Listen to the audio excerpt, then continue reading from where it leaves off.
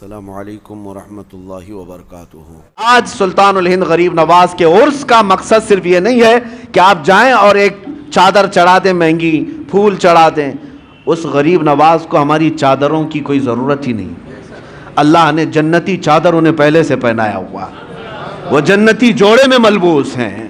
ہاں، یہ اور بات ہے کہ ہم عظمت شان کے لیے چادر پیش کرتے ہیں، ان کی شان و شوکت، ان کی رفعت کے لیے پیش کرتے ہیں، یہ اور بات ہے، میں اس کا منکر نہیں ہوں۔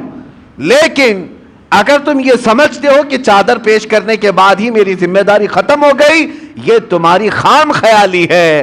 اصل مسئلہ ان کے دربار میں چادر پیش کرنے کا نہیں، اصل مسئلہ یہ ہے جاؤ تو اپنا دل ان کے قدموں میں رکھ کر کے آ جاؤ اور عرض کرو کہ اب میں زندگی اپنی مرضی سے نہیں، آپ کے اشاروں سے جینا چاہتا ہوں۔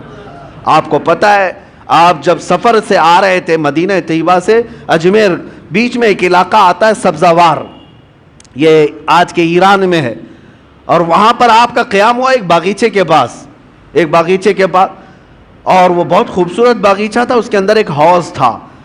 یہ باغیچہ اور حوض وہاں کے حاکم کا تھا، اس وقت کا جو حاکم تھا، بڑا ظالم آدمی، لوگوں کا مال اتنا لوٹتا تھا کہ لوگ پریشان تھے، ہفتہ وصولی والا سسٹم۔ اور پھر اس کا ایسا ظلم تھا کہ کوئی باغیچے میں اجنبی نہ آئے۔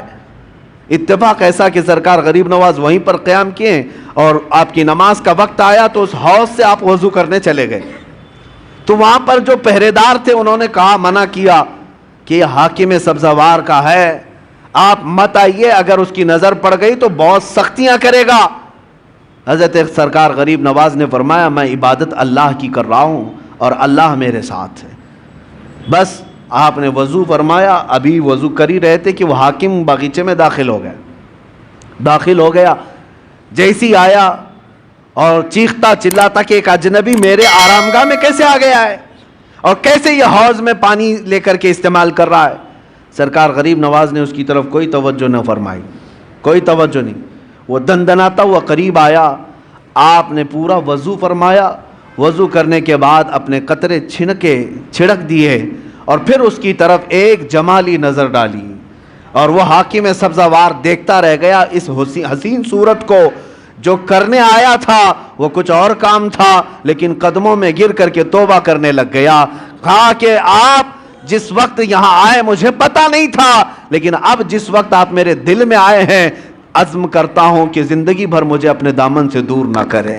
میرے عزیزو، سلطان الہند کے پاس آئے، لیکن حاکم سبزہ-وار جو تھا غریب نواز کے قدموں میں گر کر معافی مانگا، توبہ کیا، اور اتنا ہی نہیں بلکہ واپس جانے کے بعد زندگی بھر لوٹی ہوئے مال کو سب کے اصل مالکوں تک پہنچایا، سب کو لوٹایا اور اپنا گھر بار بھی بیچ دیا۔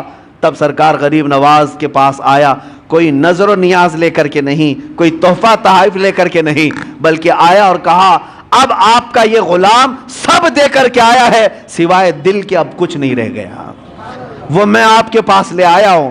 سلطان الہند غریب نواز نے قبول فرمایا، بیعت ارادت میں ہی نہیں بلکہ اپنے عظیم خلفاء میں اس کو شامل فرمایا، خلافت عطا کی۔ بعد میں تاریخ میں موجود ہے، سبزہ-وار کے اللہ تبارک و تعالیٰ نے سبزہ-وار کے ان کو قطب بنایا، اپنے وقت کے قطب تھے۔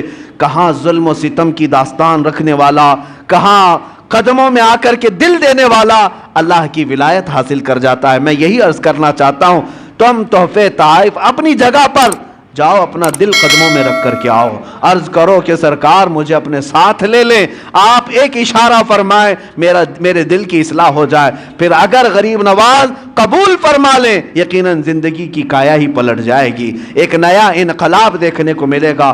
اللہ کریم اس آستانے کو سدا سلامت رکھے۔ اجمیر معلیٰ کے فیوز و برکات اللہ تعالی ہماری نسلوں کو صبح قیامت تک عطا فرمائے۔ عزیزان گرامی، اپنے بچوں کو یہ نصیحت بھی کرو، یہ وصیت بھی کرو کہ ہندوستان میں ہم غریبوں کو اسلام ملا ہے تو وہ اجمیر معلیٰ کی دھرتی کا فیض ہے، سرکار غریب نواز کے احسانات ہیں۔